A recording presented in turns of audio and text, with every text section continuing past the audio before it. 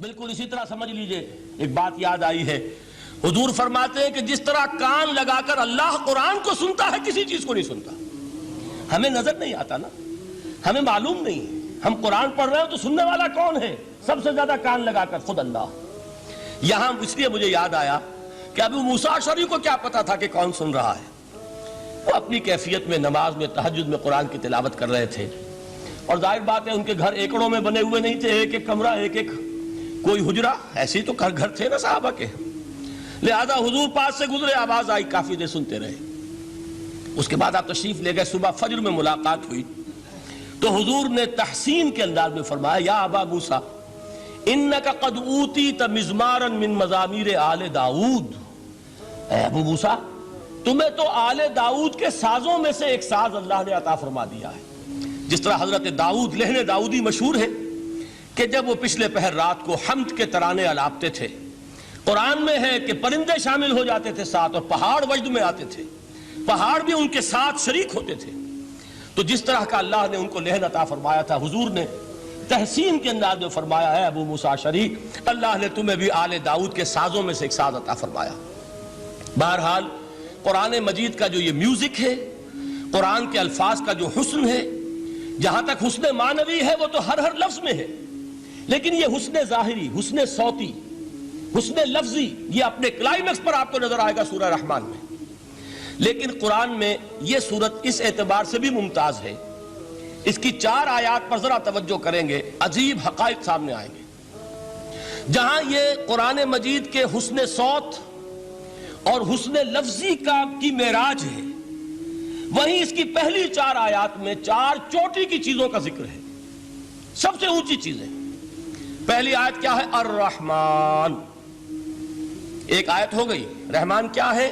اللہ کا نام ہے۔ کبھی آپ نے غور کیا اللہ کے ناموں میں سب سے پیارا نام کون سا ہوگا؟ رحمان۔ کیوں؟ اس کا مادہ کیا ہے؟ رحمت۔ ہمیں سب سے بڑھ کر جس چیز کی ضرورت ہے وہ کیا ہے؟ رحمت خدا بندی۔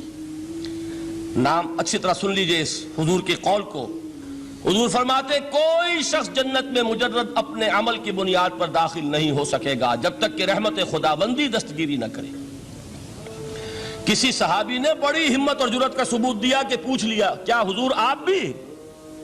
جب آپ نے فرمایا کوئی شخص داخل نہیں ہو سکتا جنت میں محض اپنے عمل کی بنیاد پر جب تک کہ رحمت خدا بندی جو ہے وہ دستگیری نہ فرمائے۔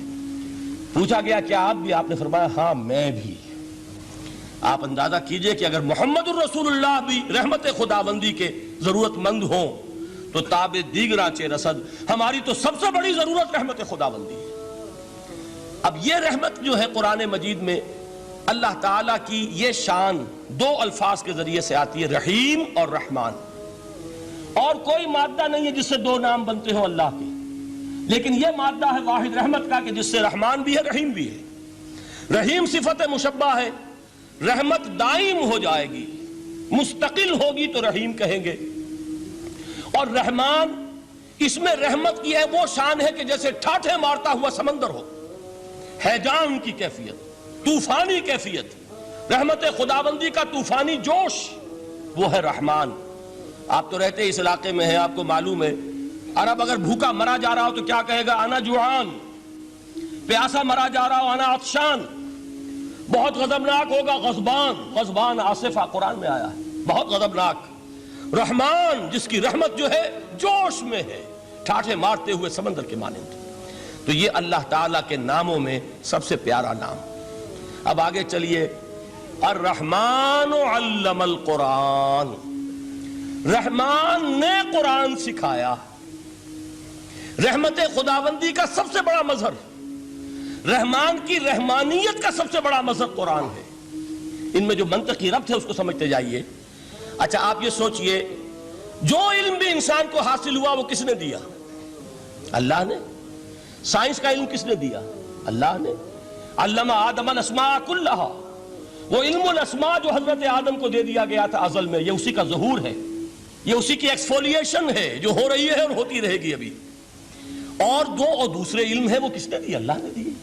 لا یحیطون بشیء من علمہ الا بما شاء، مخلوق میں سے کوئی اللہ کے علم میں سے کسی شے کا احاطہ نہیں کر سکتا مگر وہ جتنا اللہ دینا چاہے۔ لیکن یہ کہ تمام علوم میں چوٹی کا علم قرآن. نوٹ کرتے جائیے، اب چوٹی کی چیزیں جمع کیجئے. اللہ کے ناموں میں چوٹی کا نام رحمان.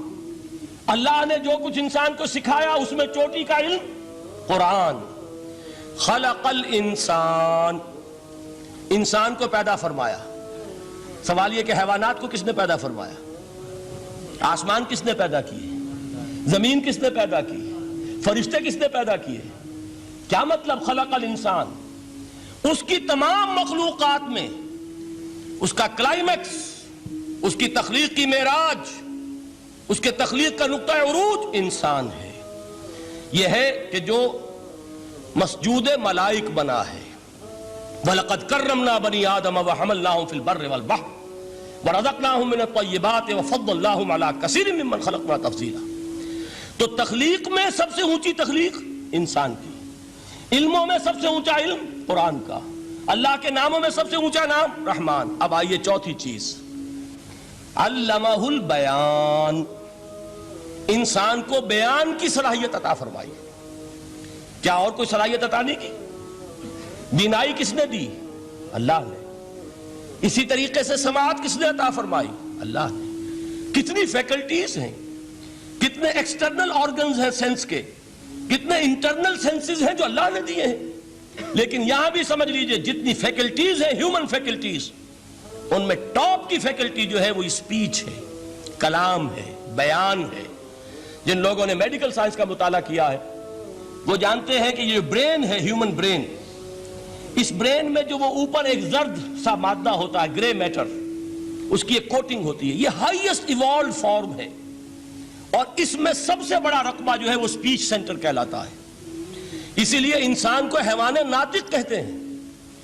حیوان کے اور انسان کے مابین امتیاز قائم کیا گیا، نطق، گویائی، بولنا. اب یہ کیا چیز ہوئی؟ انسان کی صلاحیتوں میں سے سب سے اونچی صلاحیت. 4 آیتیں ہو گئی نا. اللہ کے ناموں میں سب سے چوٹی کا نام رحمان. اس نے جو علوم پیدا کیے ان میں چوٹی کا علم قرآن. اس نے جو مخلوقات پیدا فرمائی ان میں چوٹی کی مخلوق انسان. انسان کو جو صلاحیت اور استعدادات عطا فرمائی ان میں چوٹی کی استعداد بیان. جمع کیجئے، نتیجہ کیا نکلے گا؟